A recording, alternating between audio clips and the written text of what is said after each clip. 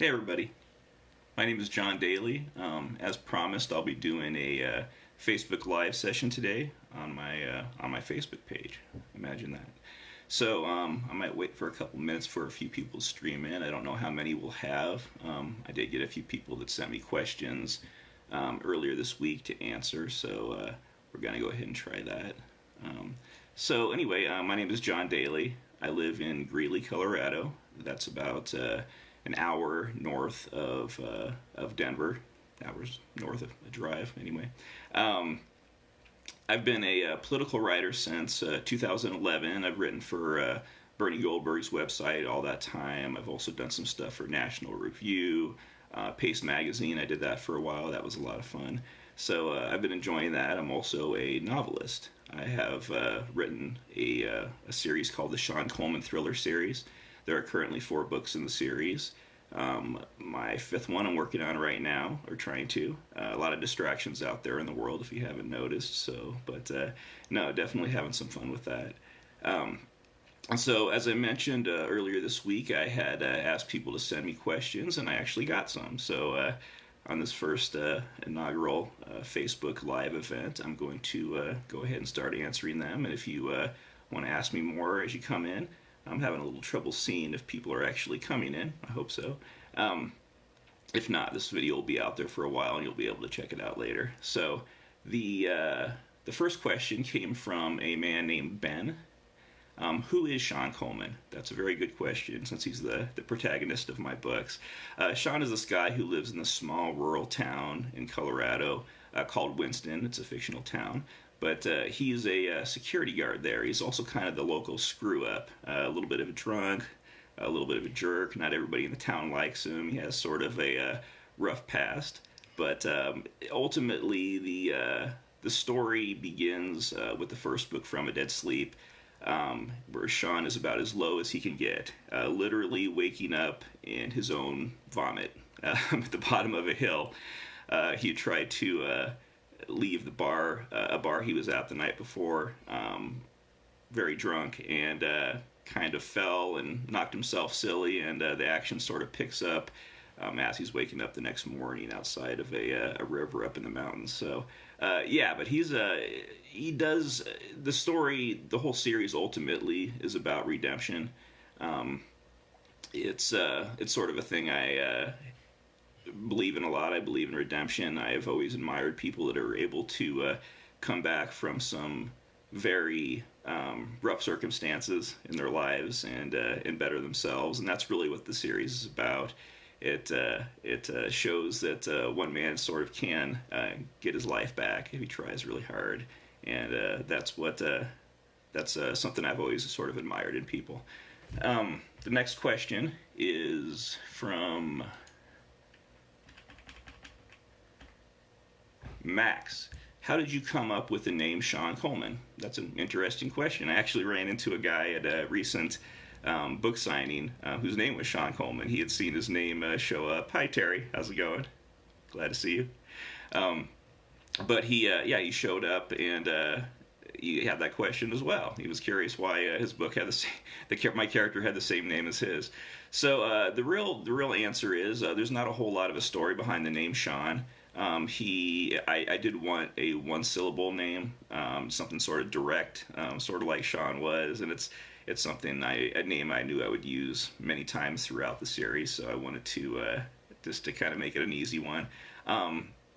The name Coleman actually does have a bit of significance. That's the name of my late grandfather. His name was Coleman. His first name was. It was spelled differently, but he was someone I was very close with in my life. Always made me laugh. The guy was just so funny. He always tells a story about how when he first met my grandmother at I believe it was at a bar or somewhere where there was dancing going on, and he says how he used to tell how he went up and asked her to dance, and she immediately fainted because he was just such a great-looking guy. And the truth, I mean, that didn't happen. She always fought against that, but he was just such an interesting guy. I actually have a picture of him that I keep in my office. I'm going to switch over to the other lens here and work. So this is him as a young man. long time ago. He was an immigrant from Hungary, and I don't, obviously didn't know him back then, but I've always sort of liked that picture. I always thought it was pretty dignified. Um, but yeah, he had passed away by the time my first book had come out, so he didn't, I don't believe, had any idea that I was working on a character that shared his name. But sort of an interesting story nonetheless. Um, Also, there's a little bit more to that too, because I do spell it differently than my grandfather's name. I spell it the way Coleman Lantern would be spelled, and there's a sort of a little bit of meaning behind that too. I did sort of want a name that people would identify with the outdoors and the wilderness, and you know, people think of Coleman lanterns, people think of Coleman tents, Coleman fuel, all that sort of thing. So I thought that would be sort of an interesting thing people would have in their minds when looking at the character. Let's go on to the next question. Why are there so many? This comes from Brianna. Why are there so many references to old television shows in your books? That's a good question. The simple answer is that I grew up as an enormous couch potato. I watched way too much television. My parents didn't really filter me. They just kind of let me, whenever I wasn't in school, I could watch TV, and the same with my brother. And we enjoyed a lot of those fun shows back in the '80s, whether it be detective shows like Magnum PI or Simon and Simon or Hunter, and I could remember a lot of those episodes offhand. And I just thought it would be sort of an interesting way to shape the Sean Coleman character. We don't really share a lot in common, Sean and I. He's a much different person, but that is sort of one thing that we do have in common, and his sort of love for old television shows, detective shows. And it's interesting because with him, it actually sort of shaped his life a bit. For people familiar with the series, they know that Sean's father abandoned him and the rest of his family when Sean was just a kid. And so Sean didn't really have that sort of male role model to do these things with that other kids would have. So he was glued to the television set and sort of learned in some ways how to be a man from watching these shows. Those were the interesting guys in his life. And so he sort of picked up on even a lot of tips. He's sort of an armchair investigator to some extent. But he remembers certain things he would learn on those shows and somehow applies them to the situations he's in.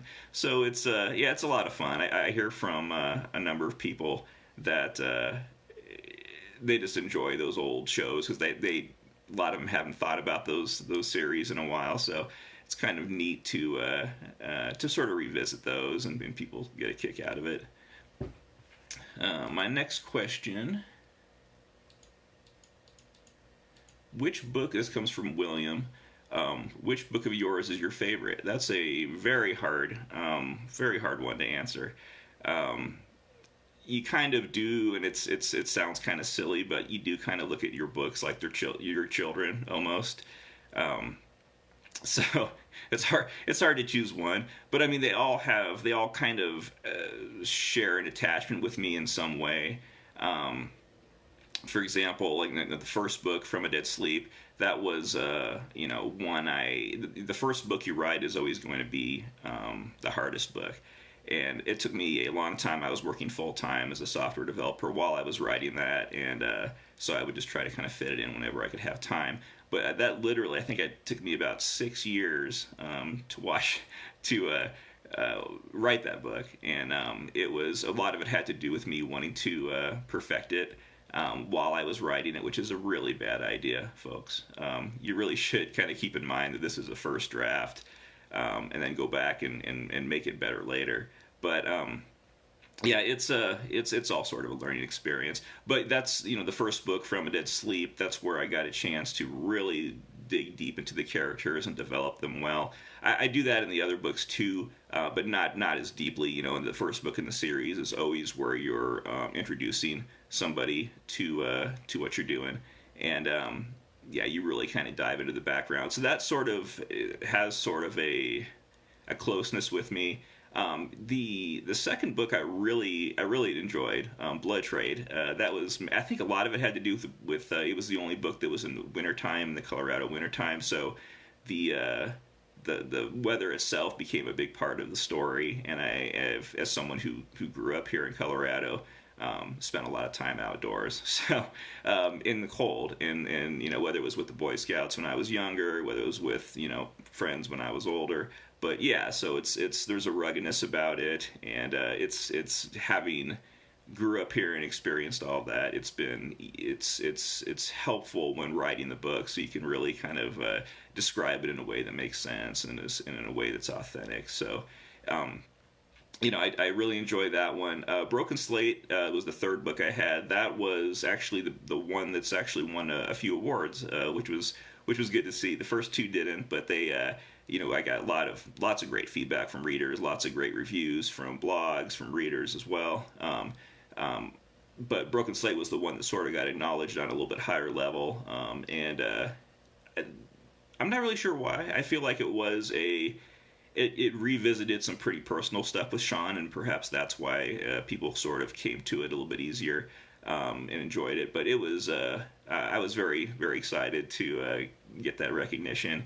My newest one, Safeguard, and actually I got a picture of it right here. I probably should have been showing some of these covers earlier, other than this backwards one that is showing a mirror image because I have an Android phone and they don't let you flip it like that. I guess if I had a Apple one, it would be fine. But Safeguard is my new one. Let me see if I can switch this around. All right. Oh, and it's the right way as well. So yeah, Safeguard is my new book. That is actually has some things in common with what we're currently going through right now, as the planet Earth, I guess. I was going to say as a country, but everybody's going through right now, and it's this pandemic. But there is a theme of isolation in the book. It takes place mainly in a retired missile silo in Colorado. It's actually based on a real place that's not all that far from my house. I sort of fell in love with it after taking a tour there quite some time ago. But yeah, it's isolation is sort of the theme. It's people trying to get away from society. People feeling like they need to get away from society. So it's got some relevant themes going there. But anyway, that was a lot of time spent on one question, wasn't it? I do just have one more question I have, and then I see some people are filling up in the room. If anybody has a question at that time, I think I should be able to see them if you leave a comment. So let me go to the last question. I saved this one because it was, I threw out on Twitter that I was having a Facebook Live event, and so when you do that, and I got something like 5,000 followers, you get some of the questions that aren't of high quality. So this one cracked me up. This one's from Boomer61. Boomer asks, "Why should I care about your stupid books and your stupid face?" Okay, so it's fair questions. I'll go ahead and answer the second question first. You actually don't have to care about my face. It's nice because most novels don't actually have pictures inside them, so you don't even have to behold this right here. There is a little picture of me on the back of my book, so that's the warning in case you want to avoid that. Just looking out for you, Boomer. So the second question asks for why you should care about my books. I think it's when I hear people say, what is it about your books that are appealing? It's always sort of weird from an author to say that because you feel like you're just bragging about it. But I would point to what my readers have said over time.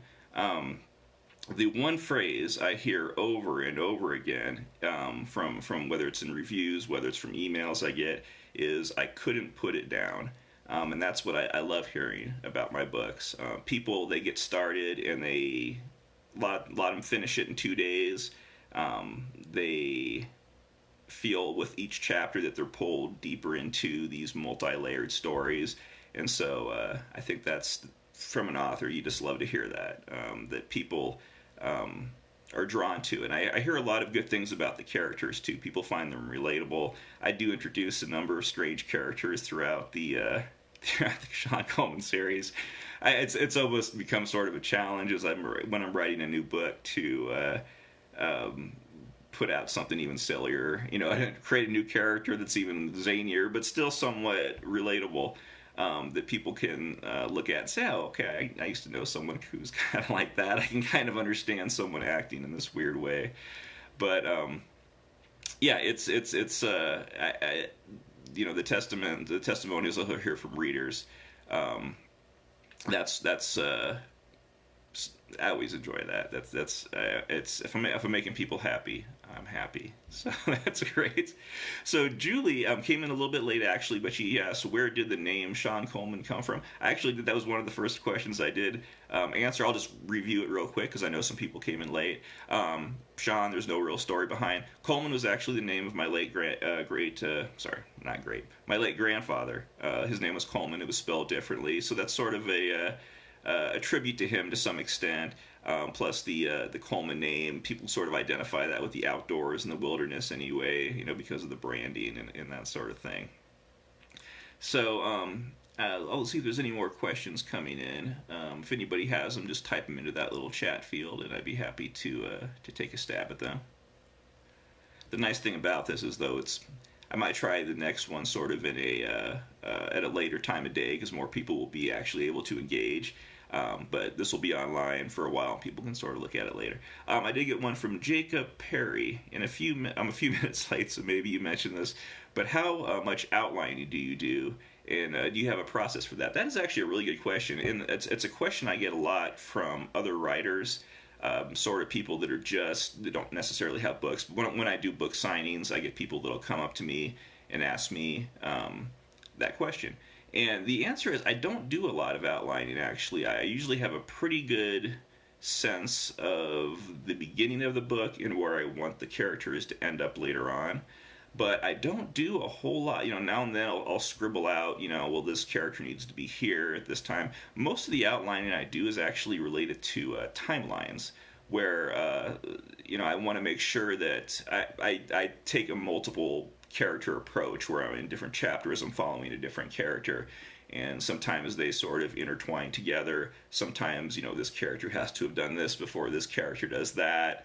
I do a lot of outline as far as realistic timelines, geographical too. In the first book, From a Dead Sleep, for those who've read it know that Sean goes on a long road trip as part of the story. He actually drives all the way from Colorado to Michigan, while there's some other stuff going on with other characters. But, I wanted to make sure I got that right. How long would it take Sean to get there? Where would it make sense for him to stop? What time of day would it be when he got to this city? What time of day would it be when he got to another city? That's really, it's funny, that's some of the most, I shouldn't say that's the most research, because I research a lot of other topics, but that's, as far as outlining goes, that's really the extent of it. The rest of it's just me sort of putting little footnotes to kind of remind myself of little things I need to touch on and little things I need to come back to. So yeah, I'm probably not as structured as a lot of writers are. Oh well. I got another question. Do you have an overall, this is from Jacob as well, do you have an overall plan for the series, or do you just sort of come up with each story individually? So here's a sort of an interesting trivia item, I guess. The first book, From a Dead Sleep, I never did envision that as a series. I wrote it, I introduced a lot of characters, and like I said, went pretty deep into these characters.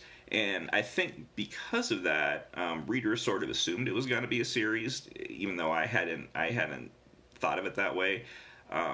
Before From a Dead Sleep was released, I actually started my second book, Blood Trade, with completely different characters. Sean Coleman was not the main person; none of them were. The story was a little bit similar. I had an idea of where I wanted to go with the story, but I got about 3 chapters in, and at the time I kept thinking, wow, this story actually would actually be much more interesting with Sean as the character. And at that time, the book, but the first book had been released, and I started getting all these reviews and all this feedback of people saying, "Oh, this is great! Can't wait for the next one."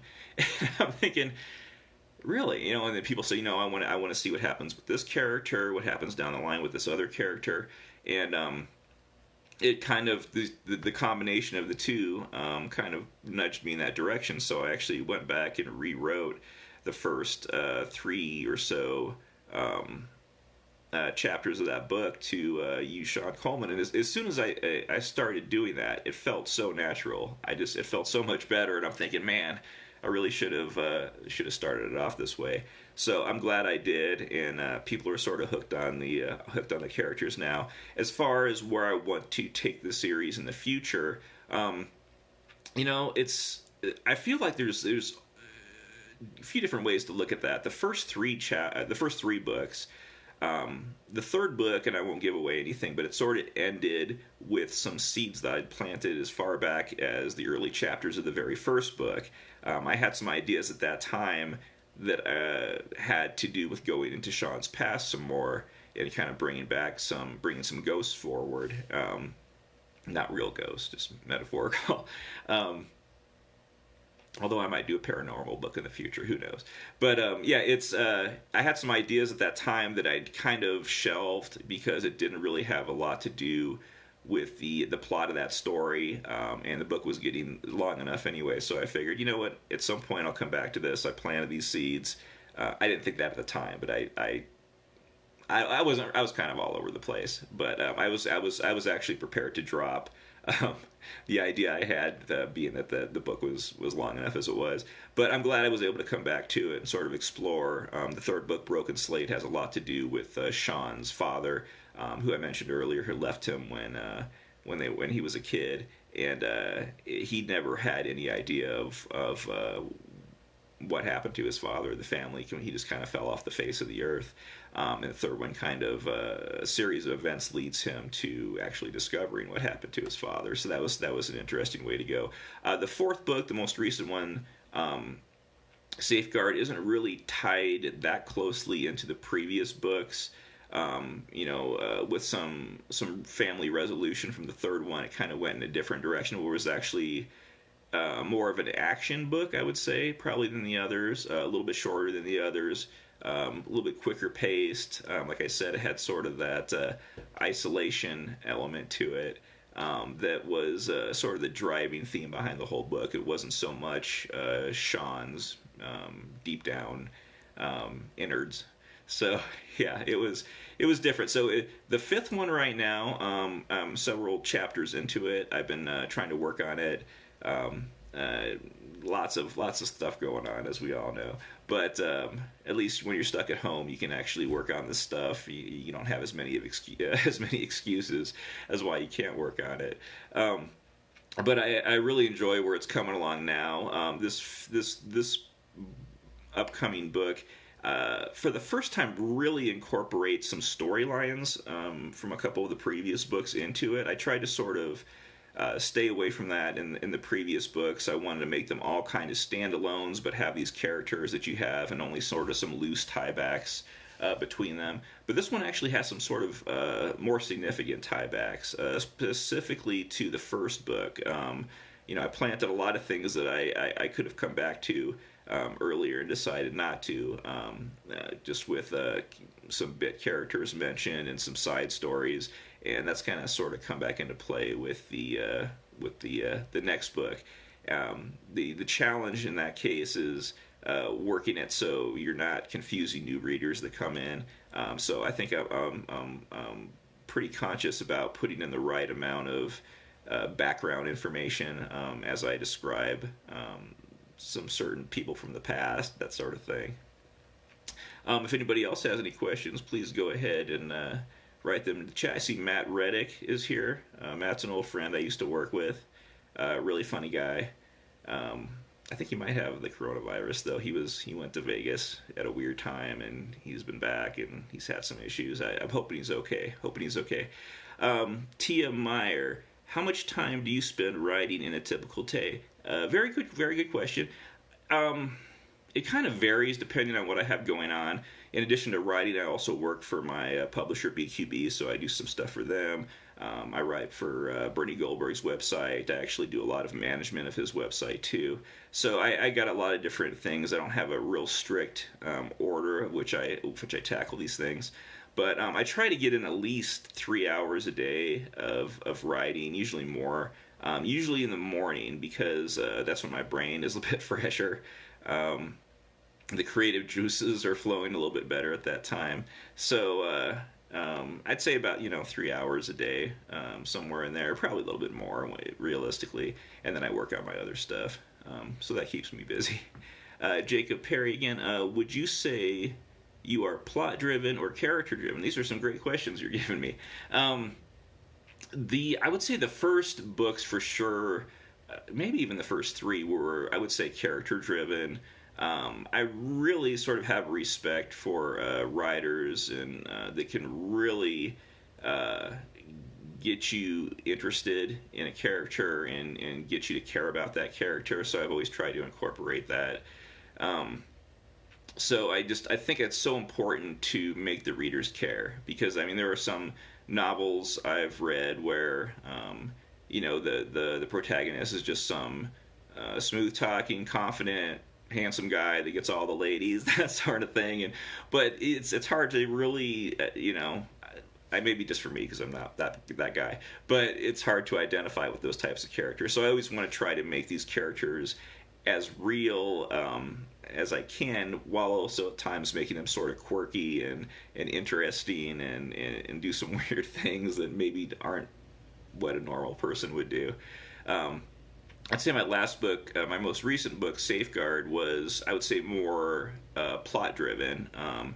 It was, there was definitely some character depth to it. Sean, he came off, well, I should say, if you haven't read the third book, you don't know, but he came off some pretty tough family issues in the third one, and so he was a bit more of a mess in at the beginning of the fourth books. But he, what's going on with his life really slides into a pretty, I would say, plot-driven story in the most recent book. Julie, do you have any plans for a new series? I haven't thought of that. I have at times thought about trying a different genre. Sort of, I've always been drawn to post-apocalyptic stories. One of my favorite books is The Road by Cormac McCarthy. I just think that's it's actually one I've been thinking about a little bit with things going on in the world the way they are. But I've always sort of appreciated sort of this idea of Earth having to sort of start over after a crisis and things being different now, just the culture being different. And so I've thought about that at times. I've never written 3 sentences in regard to that genre so far. But it's something I've always enjoyed. I like survival stories, and people probably pick that up from the Sean Coleman. There's always sort of a survival element involved. But I think that would be an interesting one to try. Maybe not a series, maybe just a standalone book, but just something different. It's funny because I do have some readers who, when they started Safeguard, actually thought I was switching genres a little bit, because it felt like it was sort of getting into, and I won't give much away on that, but there's sort of some sci-fi almost elements to it that kind of make you think, whoa, is he switching genres on us right here? I don't want to give it away, but it's funny that I hear from people saying, wow, you're taking this in a strange direction, but it's not that strange. So we'll see, maybe down the line. Anybody else have any questions in the chat room? I see I'm actually picking up viewers as we go along, so that's good. I'm not in a hurry, so I'd be happy to answer any more. Matt, you have to have a good question out there. You can't just be watching in the background. Throw something controversial out there. No? Okay. I'll give you... Oh, something's coming. All right, here we go. Matt Reddick. Regarding distribution, what do you think is more important, selling in more traditional brick and mortar stores or Amazon? That's a great question. It's things have sort of changed a little bit. I mean, especially now. Right now, it's so much of it is digital sales, and that's been happening for quite a while, where people It's just so easy. I mean, people can order a bunch of books on their phone and read it whenever they get time. It's there's no room. It's cheaper a lot of times for the, well, almost always for the consumers to be able to get things on ebook or even audio. Well, audiobooks more expensive, but you know what I'm saying. It's easy. People like it, and so these days most of my books are e-sales. Part of that's because I do a lot of internet marketing, whether it be on social media or on my website or writing blogs, and I have those links right there. People can click on them and order them right away. But I still do probably more than a lot of authors that are sort of at my level on the independent scene. I still try to get out to those book signings, those physical ones, because it's a way of sort of introducing yourself and your brand and your books to people who wouldn't otherwise know anything about you. And it's funny because I think people sometimes in their mind they hear that an author's doing a book signing and they picture this long line of people waiting and standing in front of a table or ready to get their book signed. That's the case for very successful authors, like people that are on TV all the time. The big ones. A lot of the real big ones don't even do those anymore. But yeah, for the mass market type authors, that is what it is. For most people, it's not. For most authors, you're basically there at your stand in the store, and you're introducing yourself to people as they come by, and some might be just looking and kind of curious what you're about, and you talk to them a bit, start up a conversation. But it has. I've had people who I've met at these things who early on who have become diehard fans of the books, and they continue to buy each one every time it comes out. They show up at my book launch party. So yeah, I wouldn't ever say there's a, and of course we always want to support the independent bookstores. It is sort of a hard market, and it's a really hard market right now, but you want to be able to support your local stores, and I always encourage people to order their books through their independent dealers. So it's I have an affection, I guess, for both of them. I do what I can for ebook sales. I do what I can for the other side, and personally, I'm someone who enjoys holding a book in their hands and reading it. I haven't really embraced the ebooks, so I definitely enjoy meeting people either way, whether it's online or in person. Okay, we got any other questions coming in? It's okay if we don't, because I've already been doing this for a while. We can stop it when this is my first Facebook Live, so I didn't really know what to expect. It's actually quite fun, kind of seeing you guys put your little questions in and seeing who's watching, and being able to look at myself. I always enjoy that. So no. All right. Well, if there's no more questions, I will go ahead and wrap this up. I want to thank everybody for joining me today. I'll have this video out there for people who couldn't see it later or couldn't see it earlier. I got one more question. I'm going to go ahead and stop here. Not stop, sorry. Continue. Matt, is it tough to transition writing styles between your fictional writing versus political writing? Actually, it is not. It's I actually enjoy the separation. I like having sort of these different parts of my writing where it's they're just two different things. I like sort of the compartmentalization of writing where I don't, one day I'm not going to feel like writing about politics, so I'm going to switch on over to the fiction and kind of lose myself in this little different world, because sometimes it's a much more comfortable world than the real world that we live in. But no, I actually really like that.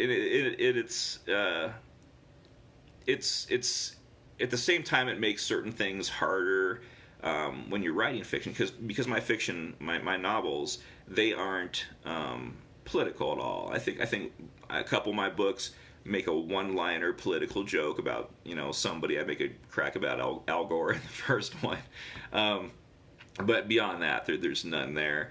But at the same time, that makes it tough because I'm out on social media, because I'm both a political writer and a novelist. So if I'm putting out political thoughts and sharing columns that upset people, they might be less likely to buy a novel from me just because they don't like that I have a different viewpoint of things. At the same time, I've also a lot of readers of the Sean Coleman series I met through my political writing. I have little ads on all of my columns that I write.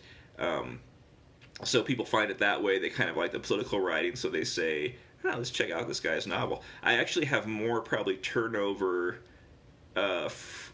people. I know that a lot of my fans of my political work also enjoy my novels too. So it's hard to say what, if you're closing yourself off to a certain political base or not.